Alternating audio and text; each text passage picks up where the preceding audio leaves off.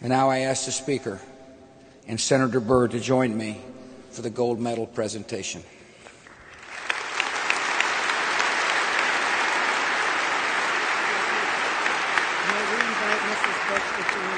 Welcome.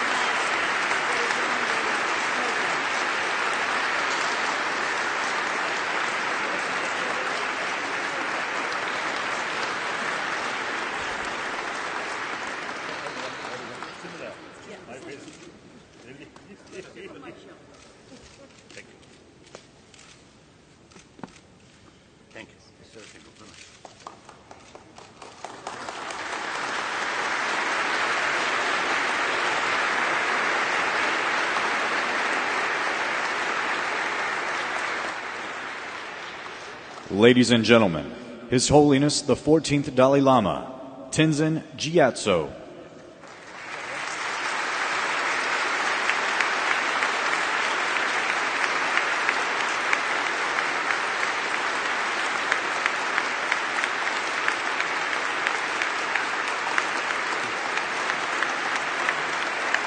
So,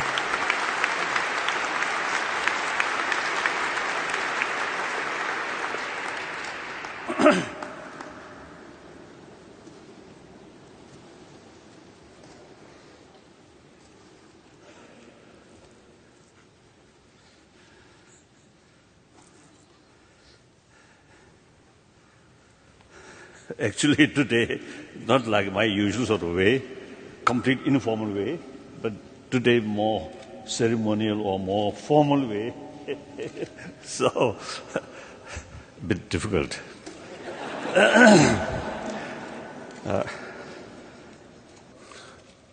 Anyway,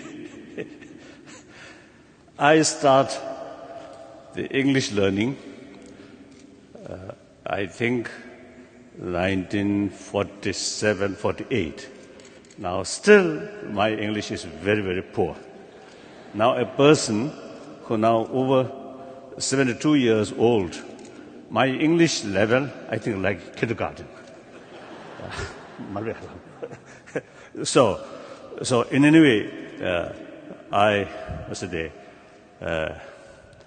determined to read my sort of statement in English as if something like my English examination in front of dignitaries and scholars.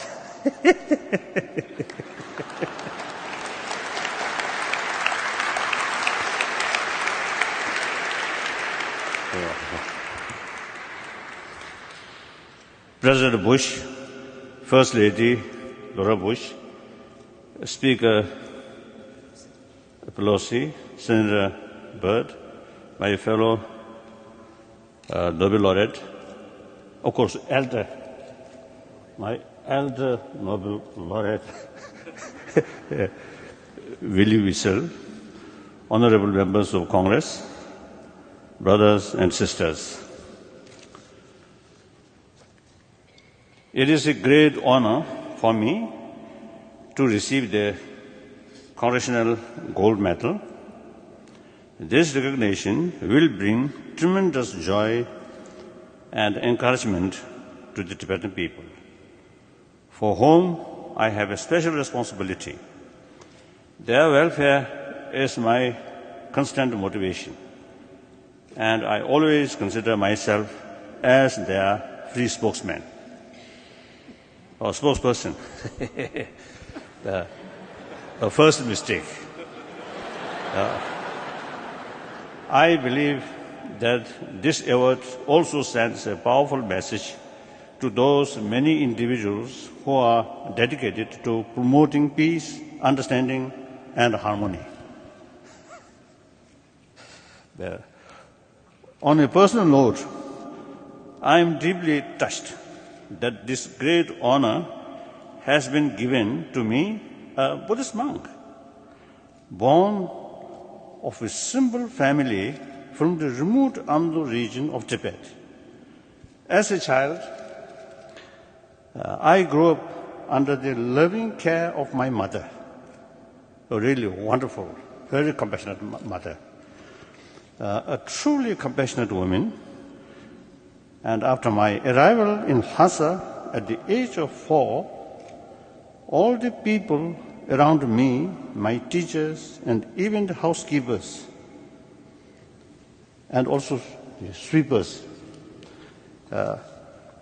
taught me what it means to be kind, honest, and caring.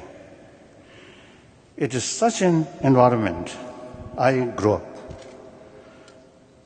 Later, my formal education in Buddhist thought exposed me to concepts such as interdependency and the human potential for infinite compassion. It is these that give me a profound recognition of the importance of universal responsibility, non-violence, and interreligious understanding. Today, it is a conviction in these values that gives me powerful motivation to promote basic human values. Even in my own struggle for the rights and the greater freedom of the Tibetan people, these values continue to guide my commitment to pursuing a non-violent path.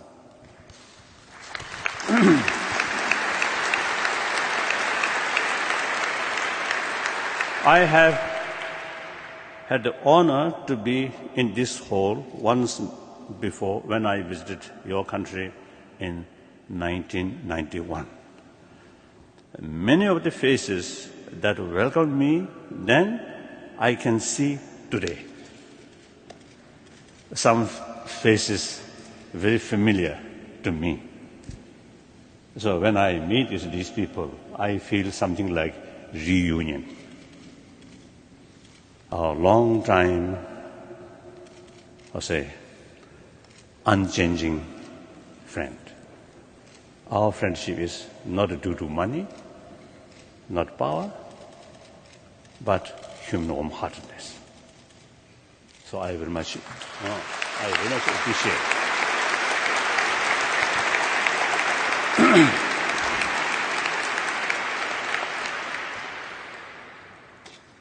I can see today, which gives me great joy. Many have retired. Senator Bell, the Shasamabhe, sure about that. And J.C. Helm. I remember, you said there are physical difficulties, but their spirit is so strong. Really, it's a wonderful people. So, many of them retired. And now I also describe as a semi-retired position. So I'm looking forward to a complete retirement.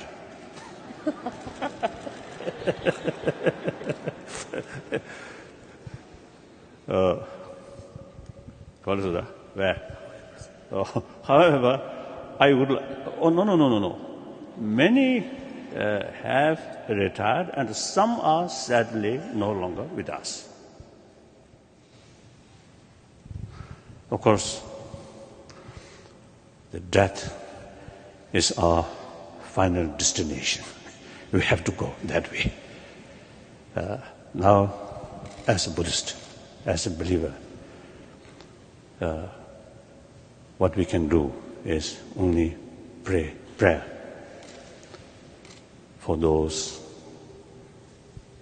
people's soul no longer with us.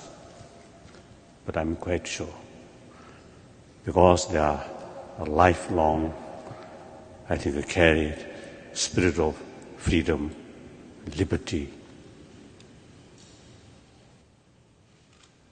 I think maybe as a politician, sometimes maybe little lie here and there. But basically these people truly stand certain spirit, truth, justice. So I'm sure, you see, these people, because of their good deeds, their lifetime, so certainly when they leave our planet, these virtues certainly help them. So that's my prayer.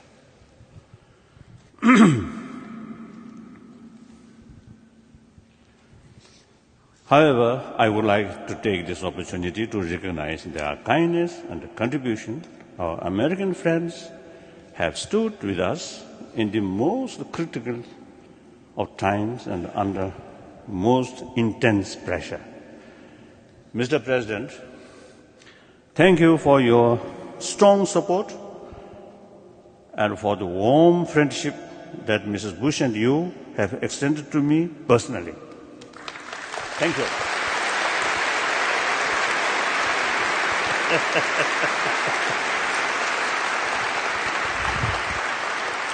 I am deeply grateful to you for your sympathy and support for Tibet and your firm stand on religious freedom and the cause of democracy. Then, Madam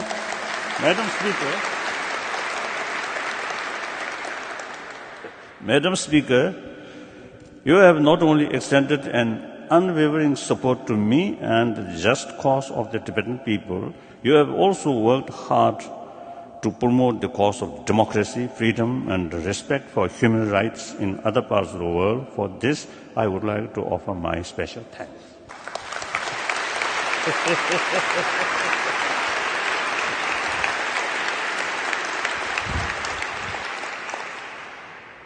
The consistency of American support for Tibet has not gone unnoticed in China, where this has caused some tension in the US-China relations. I feel a sense of regret. Today, I wish to share with you all my sincere hope that the future of Tibet and China will move beyond mistrust on a relationship based on mutual respect, trust, and recognition of common interest. Today, we watch China as it rapidly moves forward. Economic liberalization has led to wealth, modernization, and great power.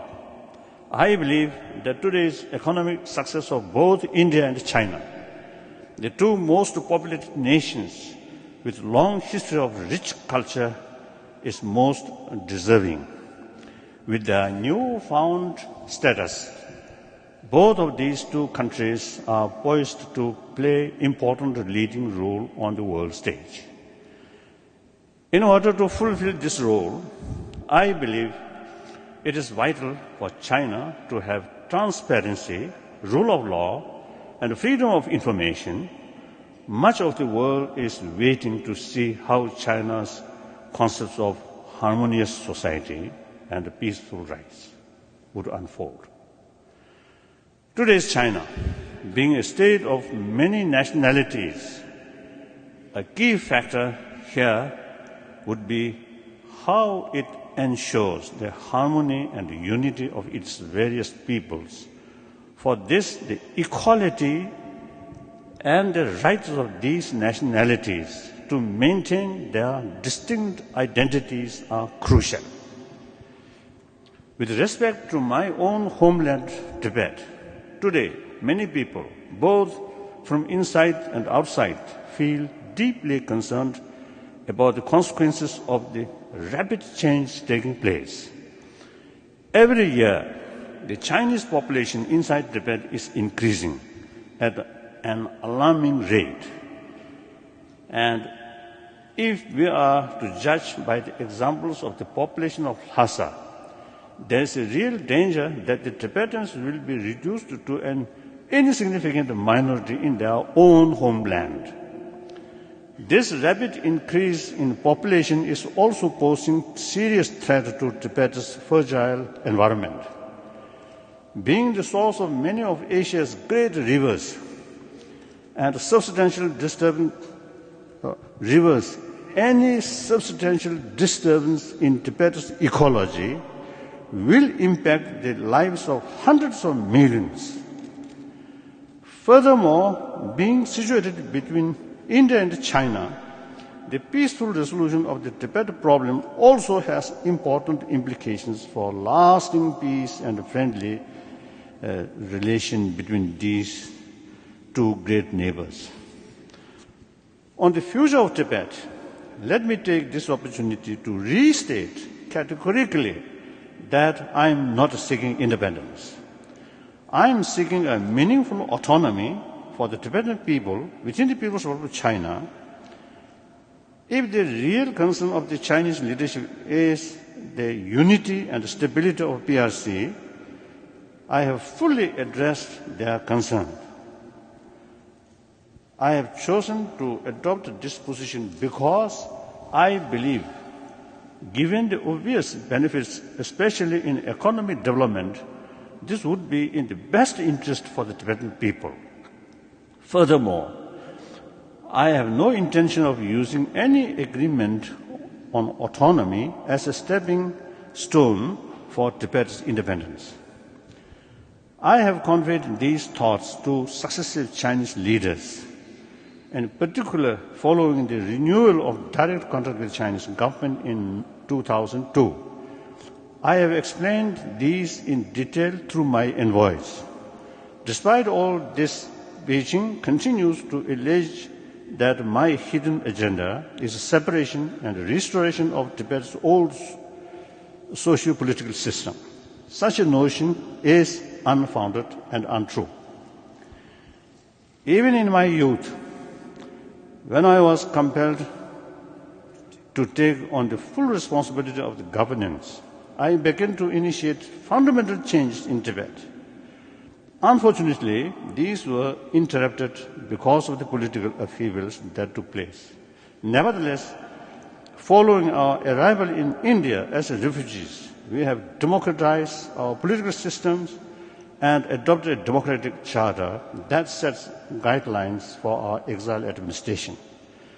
Even our political leadership is now directly chosen by the people on a 5-year term basis. Moreover, we have been able to preserve and practice most of the important aspects of our culture and spirituality in exile. This is due largely to the kinds of Indian government and its people. Another major concern of the Chinese government is its lack of legitimacy in Tibet. While I cannot rewrite the past, mutually agreeable solution could bring legitimacy.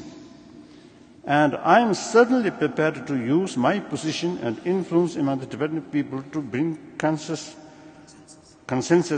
on this question. So I would also like to restate here that I have no hidden agenda.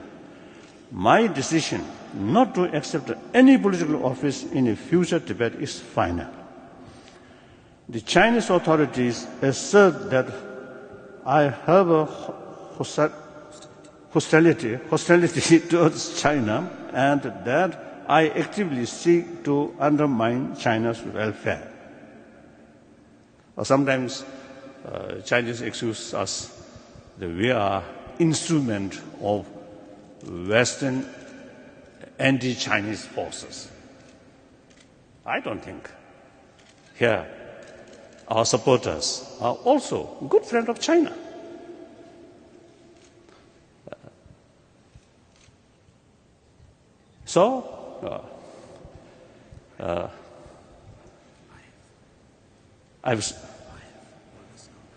I have always encouraged world leaders to engage with China. I have supported China's entry into WTO and awarding the Summer Olympics in Beijing. I choose to do so with the hope that China would become a more open, tolerant, and responsible country. A major obstacle in our ongoing dialogue has been the conflicting perspectives on the current situation inside Tibet. So, in order to have a common understanding of the real situation, my envoys, in their sixth meeting with their Chinese counterparts, suggested that we be given an opportunity to send study groups to look at the actual reality on the ground, in the spirit of seeking truth from facts. This could help both sides to move beyond each other's contentions. The time has come for our dialogue with Chinese leadership to progress towards the successful implementation of a meaningful autonomy for Tibet. As guaranteed in the Chinese Constitution and detailed in the Chinese State Council White Paper on Regional Ethnic Autonomy of Tibet. Let me take this opportunity to once again appeal to the Chinese leadership to recognize the grave problems in Tibet, the genuine grievances and the deep resentments of the Tibetan people inside Tibet, and to have the courage and the wisdom to address these problems realistically in the spirit of reconciliation. To you, my American friends, I appeal to you to make every effort to seek ways to help convince the Chinese leadership of my sincerity and help make our dialogue process move forward.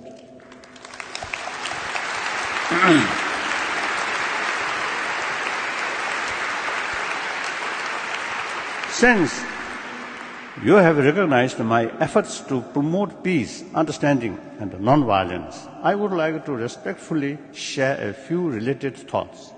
I believe this is precisely the time that the United States must increase its support to those efforts that help bring greater peace and understanding, the harmony between peoples and cultures.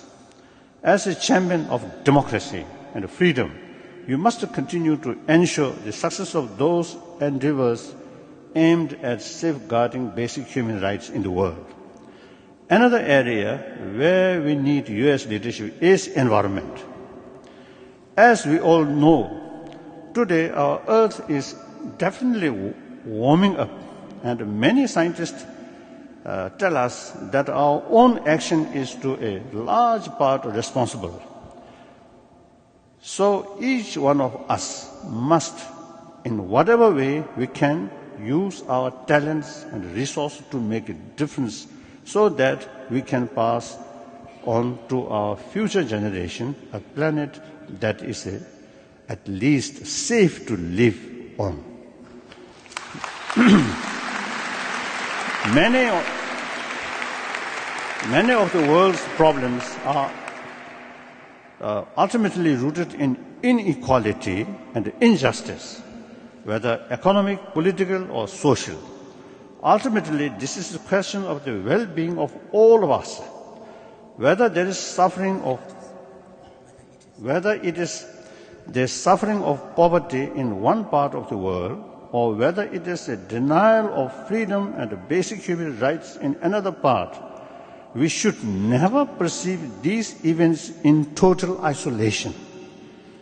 Eventually, their repercussions will be felt everywhere. I would like to appeal to you to take a leadership role in an effective international action in addressing these problems, including the huge economic imbalance. I believe the time has now come to address all these global issues from the perspective of the oneness of humanity and from a profound understanding of the deeply interconnected nature of our today's world.